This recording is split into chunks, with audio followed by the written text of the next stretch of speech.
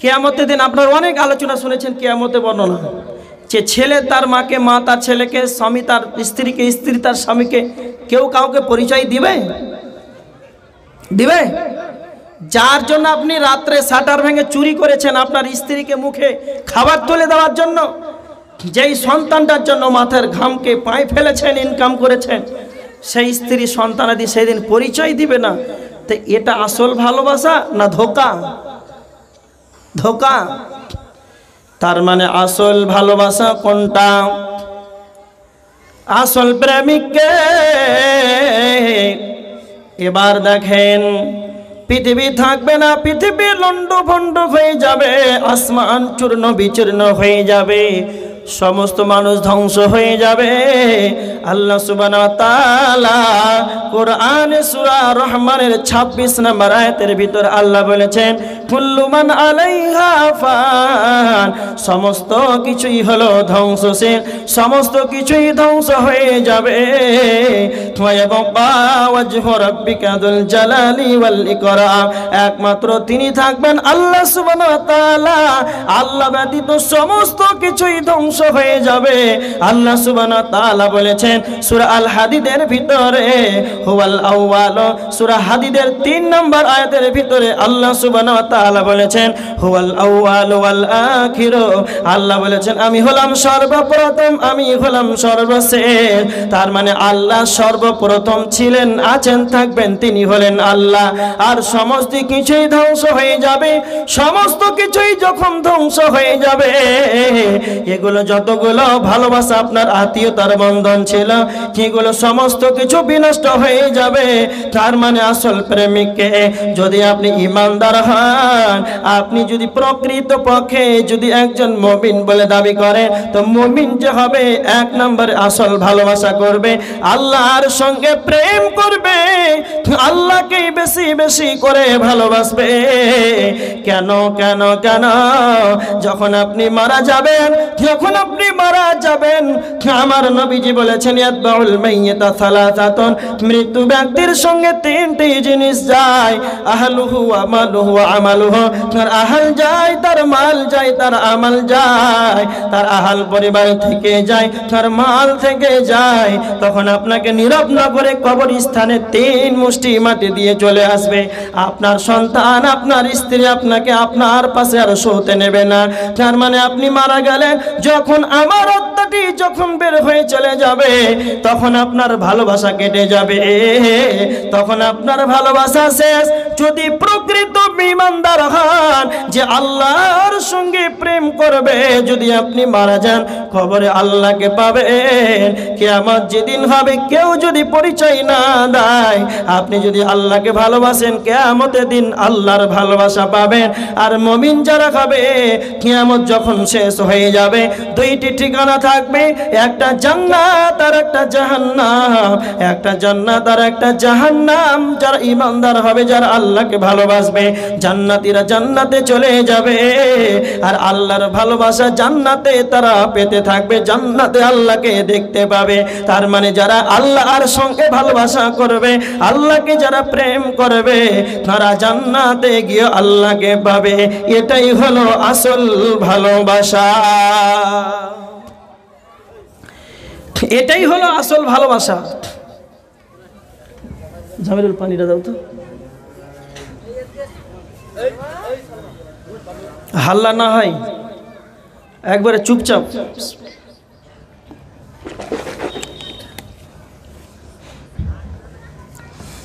যতক্ষণ থেকে আলোচনা করছি, আমরা ইমানদার দাবি করছি, কিন্তু আমি রোগ বের করছি। মুখে প্রথমে সবাইকে বললাম যে আমরা সবাই ইমানদার না বেঈমান, তো মুখের উচ্চারণে সবাই ঠিক আছে, শুধু আমি রোগগুলো বের করছি, যে এই রোগগুলো যদি থাকে, তাহলে এটা মুখের দাবিতে আমরা ইমানদার। আর কেমন জলসার আলোচনা চলছে, কত মেয়ে আছে, কত মহিলা আছে, পুরুষ আছে, কত নরহায়া মহিলা দেখেন বাজারে মার্কেটে হ্যাঁ হ্যাঁ করে হাসে, যুবক ছেলে মেয়ে একবারে চলছে তাদের বাসর রাত বিন্দাস, কাউকে দেখে ভয় করে না। তার মানে এরাও নিজেকে ইমানদার বলে দাবি করে, আলোচনা চলছে, জুমার মসজিদে দেখবেন কতগুলো বেহায়া আছে, দাঁত মেলে মেলে হাসে। এরকম মাল আছে শাহবাজপুরে? জুমার খুতবা শুনে হাসে, জালসার আলোচনা চলবে, কোরআন হাদিসের আলোচনা ইজতেমাতে যাবে, হাসে।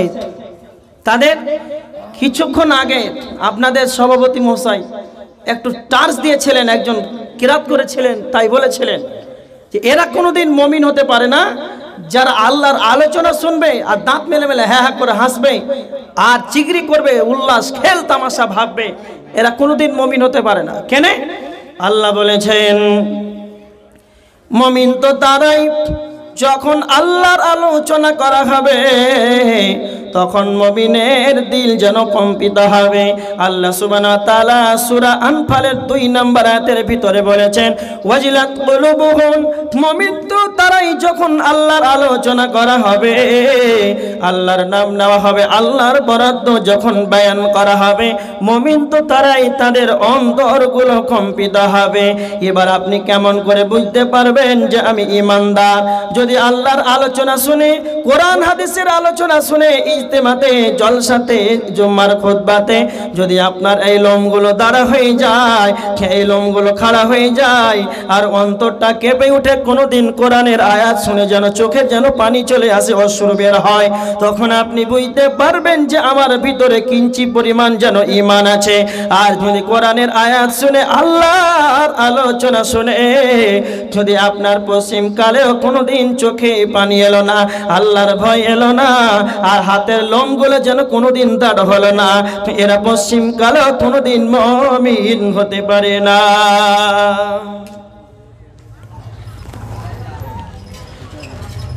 এরা কোনোদিন মুমিন হতে পারে না।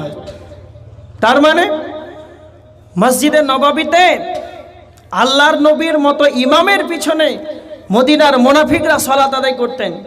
তার মানে মদিনার মুনাফিকরা সালাত আদায় করতেন, কিন্তু এদের ঈমান কোনোদিন বাড়তো না, এদের অন্তরটি কোনোদিন ভাই বেশারও কাঁপতো না। তার মানে এরা কোনোদিন মুমিন হতে পারে না। যারাই মুমিন হবে এদের অন্তরটি কম্পিত হবে। এবার আপনি নিজে নিজে মুমিন বলে দাবি করছেন, কোনোদিন আল্লাহর ভয়ে, আপনি নিজেই বলেন, আল্লাহর ভয়ে আলোচনা শুনে আপনার কোনোদিন চোখ দিয়ে অশ্রু বের হয়েছে? নিজে নিজে একবার বলেন। তার মানে হারিস বিন মালিক রাদিয়াল্লাহু তাআলা আনহু একদিন নবীজির নিকটে আগমন করলেন। হারিস রাদিয়াল্লাহু তাআলা আনহু, হারিসকে নবীজি প্রশ্ন করলেন, হারিস তোমার সকালবেলা কেমন ভাবে কেটেছে? হারিস বিন মালিক বললেন, নবীজি গো, সকালবেলা আমার প্রকৃত মুমিন হিসাবে কেটেছে। নবীজি বললেন, হারিস, প্রত্যেকটা কথার ভিতরে সত্যতা লুকিয়ে থাকে, হাকিকাত থাকে, তুমি বলো, তুমি যে নিজেকে মুমিন বলে দাবি করছো, এর কথার ভিতরে কি হাকিকাত লুকিয়ে আছে? হারিস তুমি বলো। তখন হারিস বিন মালিক বললেন, আল্লাহর নবী, 1 নাম্বার হলো পৃথিবী আমাকে ভালো লাগছে না, পৃথিবীর চাকচিক্যন ঐশ্বর্যবাণীর লোভ লালসা আমাকে যেন আর ভালো লাগছে না। দ্বিতীয়ত আমি রোজারা থাকি, রোজা থেকে থেকে আমি পিপাসার্ত অবস্থায় কাটাই। নাম্বার 3, আমি তাহাজ্জুদের সালাত আদায় করি আর রাত্রিতে বেশি বেশি ইবাদত করে রাত্রিটাকে ইবাদতের মাধ্যমে কাটাই। আপনি এবার নিজে নিজে বলেন, সকাল থেকে সন্ধ্যা, সন্ধ্যা থেকে সকাল, আপনার জন্ম থেকে আজ 20, 40, 50 বছর হয়ে গেল, আপনি পরকালের জন্য কি আমল রেডি করেছেন? আর পৃথিবীতে আপনি কতটুকু অগ্রাধিকার দিয়েছেন? আর পৃথিবীতে 20, 30, 40 বছর আপনার আশা হলো, আপনার 40 বিঘা জমি হলো, বাড়ি হলো, টাইলস লাগা, মার্বেল রং কমপ্লিট হয়ে গেল, এটা আপনার কোনোদিন মুমিনের পরিচয় হতে পারে না। যারা মুমিন হবে এরা আখিরাতের জন্য সঞ্চয় করবে। মসজিদের জলসা চলছে, মসজিদ ভাঙা হয়ে আছে, প্লাস্টারটা বাকি আছে, মাদ্রাসায় দান দিতে হবে। যারা ঈমানদার হবে, যারা মুমিন হবে, এরা পৃথিবীতে অগ্রাধিকার দিতে পারে না। তার মানে সাহাবীরা পৃথিবীকে ভালোবাসেনি, আর আজকে আমরা পৃথিবীকে আঁকড়ে ধরেছি, এটা ঈমানদারের লক্ষণ না। আর সাহাবীরা একজন সাহাবী আব্দুল্লাহ ইবনে রাওয়াহা, একদিন তারা দুইজন স্বামী স্ত্রী নির্জন জায়গাতে আছে। আব্দুল্লাহ ইবনে রাওয়াহা অঝর নয়নে ঝরঝর করে তার যেন চক্ষু দিয়ে পানি পড়ছে।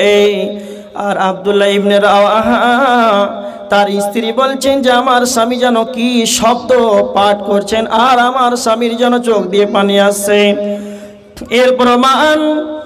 এর প্রমাণ এই আয়াত তাফসীর ইবনে কাসিরের এই আয়াতটা আছে কোরআনে সূরা মারইয়ামের ৭১ নম্বর আয়াত। আল্লাহ সুবহানাহু ওয়া তাআলা কি বলেছেন? আব্দুল্লাহ ইবনে রাওয়াহা এই মারইয়ামের সূরা মারইয়ামের ৭১ নম্বর আয়াতটা যেন বিড়বিড় করে শব্দ তেলাওয়াত করেছেন, আর সে অঝর নয়নে ঝরঝর করে কান্দন করছেন। সেই আয়াতটা আমার আল্লাহ বলেছেন, ওয়া ইম মিনকুম ইল্লা ওয়ারিদুহা কানা আলা রাব্বিকা হাতমান মাকদিয়া। তোমাদের ভিতরে এমন কেউ নাই সেই জায়গাতে পার হতে হবে না। কানা আলা রাব্বিকা হাতমান মাকদিয়া, আমার আল্লাহ সকলের জন্য সবার জন্য অনিবার্য করে দিয়েছেন। নামাজি হও বেনামাজি হও, চোর হও গন্ডা হও লুচ্চা হও লম্পট হও বেঈমান হও চিন্তাই করনে ওয়ালা হও, ওই জায়গাতে সবাইকেই পার হতে হবে। আদম থেকে নিয়ে ইসরাফিল সিংহায় ফুৎকার দেওয়ার আগে পর্যন্ত যে সন্তানটা জন্মগ্রহণ করবে সেই জায়গাতে পার হতে হবে। সেই জায়গাটা কোনটা না তো এই আয়াতের মুরাদ বোঝানো হয়েছে। ওই জায়গাটার নাম হলো ফুলসিরাত। ইয়া সাহাবী কিরে প্রতি আল্লাহ রাজি, তারাও আল্লাহর প্রতি রাজি। কতগুলো সাহাবী জান্নাতের সার্টিফিকেট দুনিয়াতে পেয়েছে, তবে এরা কবরকে নিয়ে ভেবেছে, কিয়ামতকে নিয়ে ভেবেছে, ফুলসিরাতকে নিয়ে ভেবেছে। আজকে আমাদের ডানে বামে পিছনে সামনে গুনার গুনাহ। আজকে আমার আপনার কোনো দিন গভীর রজনীতে আল্লাহর কাছে তওবা করার মতন সুযোগ হলো না। সাহাবীদের আল্লাহর নবী তিনি ছিলেন নিষ্পাপ, তার ডানে বামে পিছনে কোনো গুনাহ ছিল না। আল্লাহর নবী দিনে ৭০ কিংবা ১০০ বারের অধিক আল্লাহর কাছে ক্ষমা চাইতেন। আর আজকে আমাদের সামনে বামে ডানে পিছনে ওঠা বসা চলাফেরা লেনদেন ক্ষেত খামার অফিস আদালতে আমাদের পাপ আর পাপ, কোনদিন আমাদের আল্লাহর কাছে ক্ষমা চাওয়ার সুযোগ হলো না। এর জন্য একজন দার্শনিক বলেছে, মানুষ গুনাহের কারণে জাহান্নামে যাবে না, মানুষ গুনাহের কারণে জাহান্নামে যাবে না, মানুষ অলসতার কারণে ক্ষমা না চাওয়ার কারণে আল্লাহর কাছে তওবা না করার কারণে জাহান্নামে যাবে। কেমন? মানুষ গুনাহ করে জাহান্নামে যাবে না কেন? আল্লাহ রাসূল সাল্লাল্লাহু আলাইহি ওয়াসাল্লাম বলেছেন প্রত্যেকটা আদম সন্তান পাপের সঙ্গে জড়িত। কেন? আপনি আমি যদি পাপ না করতাম তাহলে আমাদের পরিবার তো অন্য জাতি সৃষ্টি করতেন। তার মানে মানুষই পাপ করবে, এটাই স্বাভাবিক। একটা ঘটনা আপনাদেরকে বলছি, সবাই অবগত আছেন কিন্তু বুঝাবার জন্য বলছি। আমাদের আদি পিতার নাম কি? কথা বলেন। আদম আলাইহিস সালাতু ওয়াস সালাম। আদমকে আল্লাহ জান্নাতের ভিতর রেখেছিলেন, একটা গাছের ফল খেতে নিষেধ করেছিলেন। আপনারা জানেন তো? নিষেধ করেছিলেন না করেন নাই? করেছিলেন, কিন্তু সেটা মেনেছিলেন? মানেন নাই। তো ভুল করেছেন না করেন নাই? ভুল করেছে। তো ভুল করলে পাপ না নাকি? পাপ। আচ্ছা, হযরত আদম আলাইহিস সালাতু ওয়াস সালামকে আল্লাহ সুবহানাহু ওয়া তাআলা যেদিন সৃষ্টি করেছিলেন, সমস্ত কিছু নাম শিখিয়ে দেওয়ার পর আপনারা অবগত আছেন যে ইবলিস শয়তান, আল্লাহ বলেছিলেন একে সিজদা করো আদমকে, বলেছিলেন? হ্যাঁ বলেছিলেন, কিন্তু ইবলিস শয়তান সিজদা করেছিল? সিজদা করেছিল? করেন নাই। তার মানে ইবলিসও পাপী আর আদমও পাপী, দুইজন পাপী। আদম আলাইহিস সালাতু ওয়াস সালাম একটা ভুল করেছেন, সেও একটা ভুল করেছে, সমান পাপী না পাপী নয়? কিন্তু আদম আলাইহিস সালাতু ওয়াস সালাম জান্নাতে যাবে আর ইবলিস চিরকালের মতো জাহান্নাম যাবে। পার্থক্যটা কেন?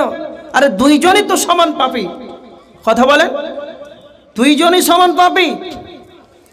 তার মানে আদম আলাইহিস সালাতু ওয়াস সালাম আল্লাহর একটি আদেশকে মানেন নাই, ইবলিস আল্লাহর একটা কথাকে মানে নাই। তার মানে দুইজন সমান সমান পাপী, দুইটাই তারা দুইজন দুটা ভুল করে যে সমান পাবে। কিন্তু আদম জান্নাতে যাবে চিরকালের মতো, আর চিরকালের মতো ইবলিস কোনোদিন জান্নাতে যাবে না। কেন? এবার আমার দিকে চেয়ে থাকেন। হযরত আদম আলাইহিস সালাতু ওয়াস সালাম যখন গুনাহ করেছে, যখন পাপ করেছে, সে নিজেকে লজ্জিত মনে করে, নিজেকে অপমান মনে করে, নিজেকে ছোট মনে করে, নিজেকে ছোট মনে করে লজ্জিত হয়ে আল্লাহর কাছে তওবা করেছে। আদম আলাইহিস সালাতু ওয়াস সালাম ভুল করার পর সে তওবার জগতে ফিরে এসেছিল, আর ইবলিস ভুল করার পর সে অহংকারের জগতে চলে গিয়েছিল। তার মানে আদম ভুল করার পর আল্লাহর কাছে তওবা করেছে, এই কারণেই আল্লাহ তাকে ক্ষমা করেছে। আর ইবলিস ভুল করার পর আল্লাহর কাছে ক্ষমা চায়নি। এর জন্য একজন দার্শনিক বলেছে, মানুষ গুনাহের কারণে জাহান্নামে যাবে না, মানুষ তওবা না করার কারণেই জাহান্নামে যাবে। তার মানে আরেকটা কথা শুনেন, তওবা না করার কারণেই জাহান্নামে যাবে। আপনি পৃথিবীতে যে কোনো একটা ভালো পর্যায় স্থানে যদি আপনি যেতে চান, তাহলে একটা ইবাদত, সেটা হচ্ছে গভীর রজনীতে রাত্রের তৃতীয় অংশে সালাত কায়েম করা, তাহাজ্জুদের সালাত আদায় করা, সেই সময় আল্লাহর কাছে কিছু চাওয়া।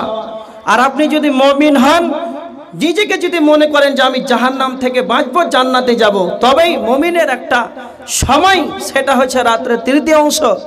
সেই সময় আল্লাহ প্রথম আসমানে আসেন, সপ্তম আসমান ভেদ করে।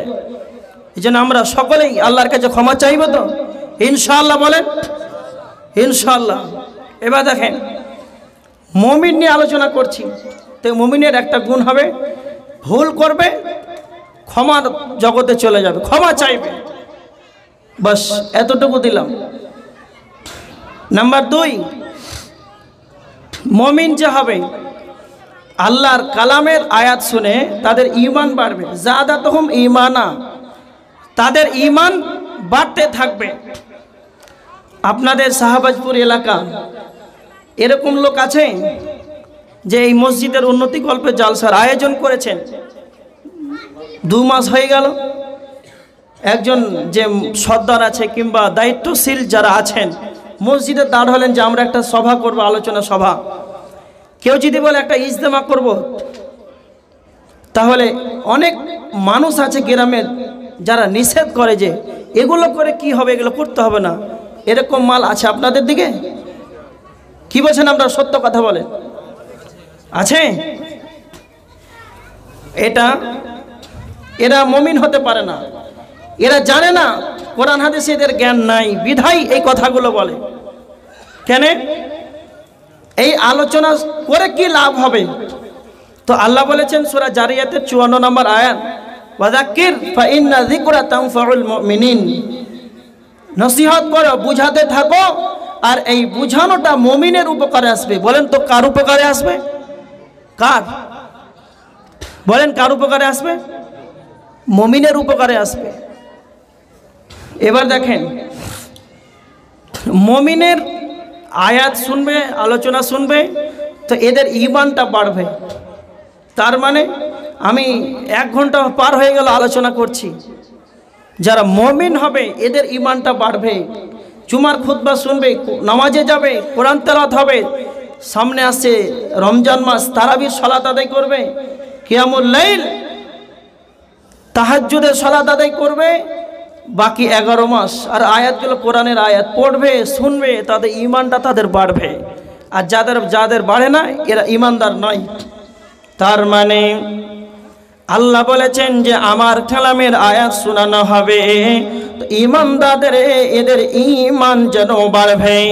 আজকে আমাদের সমাজের কুসংস্কার ঢুকে আছে, এরা সপ্তাহে জুমা পড়তে যায়, 40-50 বছরের একজন ব্যক্তি, তার মানে একটা মানুষের কথা বলছি, ধরেন একটা 50 বছরের মানুষ, 52 সপ্তাহে একটা বছর হয়, ধরেন 40 বছর ধরে জুমার খুতবা শুনলো, বছরে 52 বার, কোনদিন ঈমানটা এদের বাড়লো না। কেন কেন এদের ঈমান বাড়ে না? আমার একটা উদাহরণ শুনেন। দুইটা মোবাইলকে আমার সামনে নিয়ে আসেন, একটা মোবাইলের ভিতরে চিপস আছে আর একটা মোবাইলের ভিতরে মেমোরি নাই, চিপস নাই। তার মানে আপনি যদি রেকর্ডিং চালু করে আমার সামনে রেখে দেন, তো যেই মোবাইলটার ভিতরে চিপস থাকবে সে আমার আলোচনাকে লোড নেওয়ার মতন ক্ষমতা থাকবে, আর যেই মোবাইলের ভিতরে চিপস থাকবে না সেই মোবাইলটা আমার আলোচনাকে ধারণ করার ক্ষমতা রাখবে না। তার মানে যার ভিতরে, যেই মানুষটার ভিতরে ঈমান আছে, ঈমান নামক চিপস আছে, সে আলোচনাকে ধারণ করতে পারবে আর আল্লাহর কালামের আয়াত শুনে এদের ঈমান বাড়বে। যাদের ঈমানের মতন চিপসটা তাদের বডিতে থাকবে, আর নচেত যাদের ঈমানের মতন চিপসটা যাদের বডিতে নাই, ঈমান নাই, এদের পশ্চিম কালেও সারা রাত কেন রে, সারা বছর এদেরকে জলসা নসিহত করতে থাকে, এরা কোনোদিন পশ্চিম কালে লোড নিতে পারবে না। এরা পশ্চিম কালের লোড নিতে পারবে না বেঈমানেরা। এলে মুমিনের উপকারে আসবে। এবার দুইটা গুণ, এমন দুইটা গুণ আছে, এই দুইটা গুণের কারণে মুমিনেরা জান্নাতে চলে যাবে। আর যেটা একটা বদ গুণ আছে, এই বদ গুণ দুইটার কারণেই মানুষ যারা বেঈমান এরা জাহান্নামে চলে যাবে। সেটা কি? একটা হচ্ছে ফাআম্মা মান তাগা ওয়া আসারাল হায়াতাদ দুনিয়া, আল্লাহ দ্রোহী যারা সীমা লঙ্ঘন করে আর পৃথিবীকে বেশি বেশি করে অগ্রাধিকার দিবে। ওয়া আসারাল হায়াতাদ দুনিয়া, আমি কিছুক্ষণ আগে বলছিলাম যে যারা মুমিন হবে এরা পৃথিবীকে বেশি ভালোবাসবে না, এরা পৃথিবীকে বেশি ভালোবাসবে না।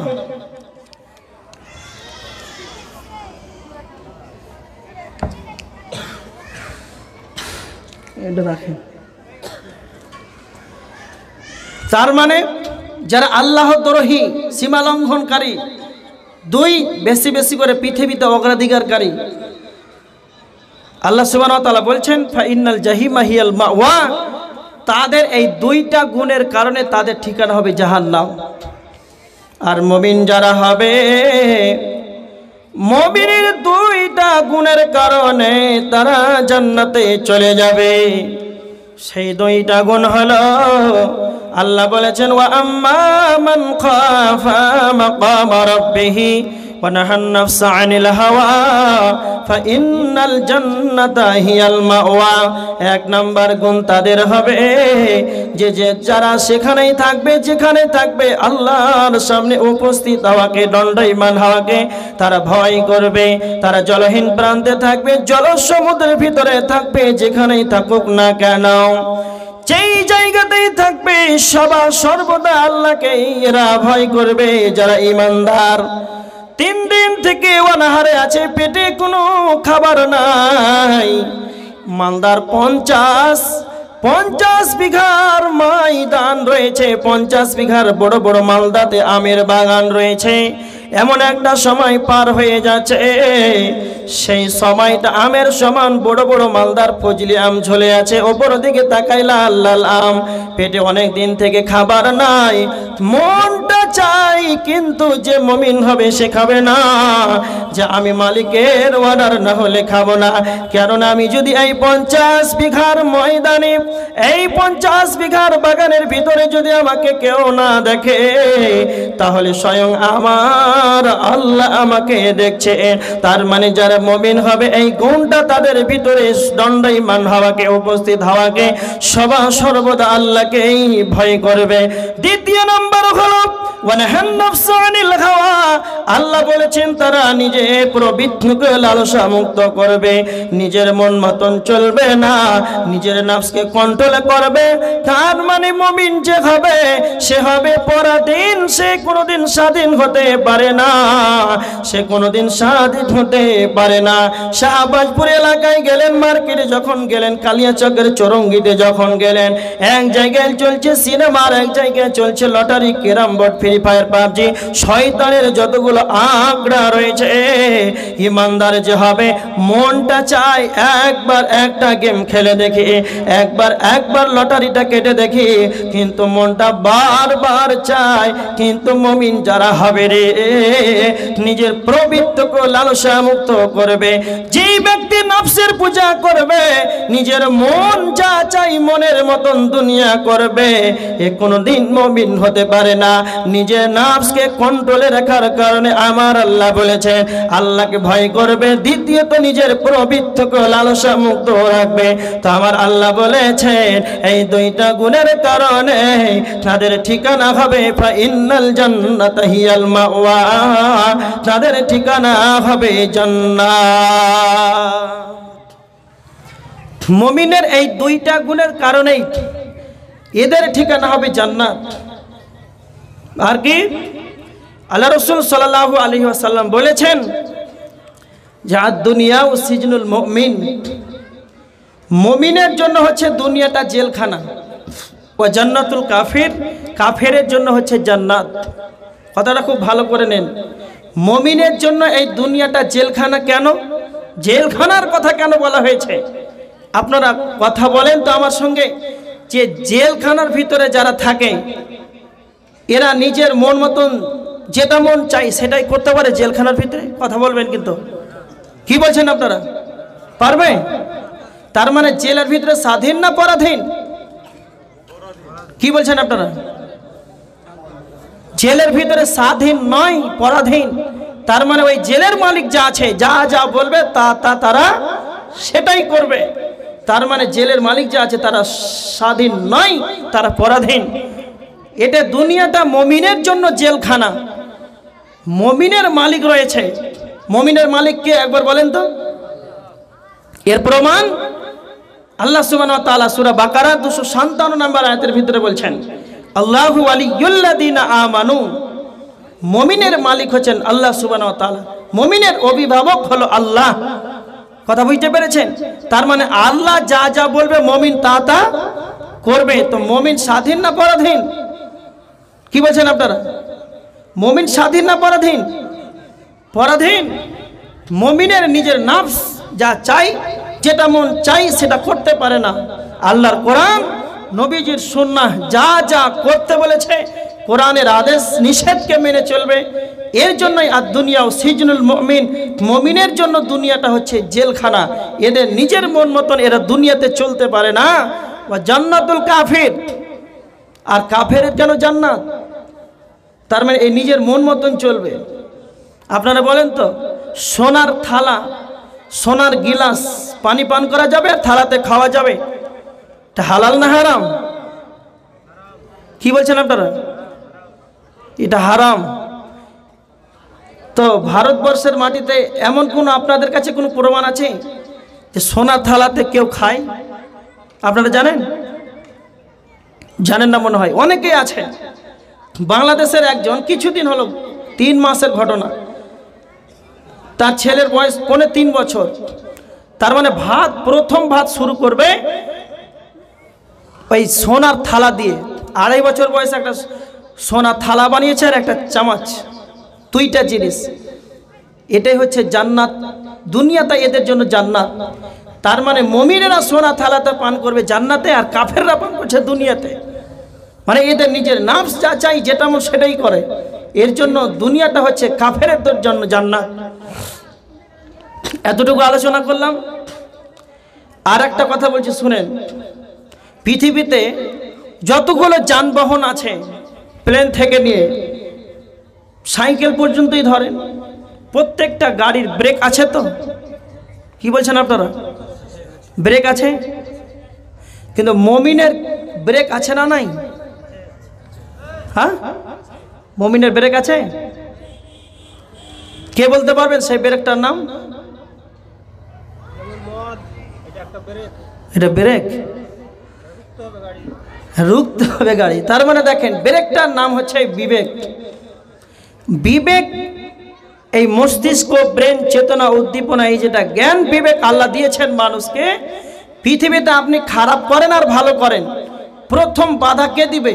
আপনি সন্ধ্যার সময় জলসা শুনবো মনে করেছেন, বাড়ি থেকে বেরিয়ে গেছেন, তো এটা নেকি না পাপ কে বলেছে আগে বলেন তো?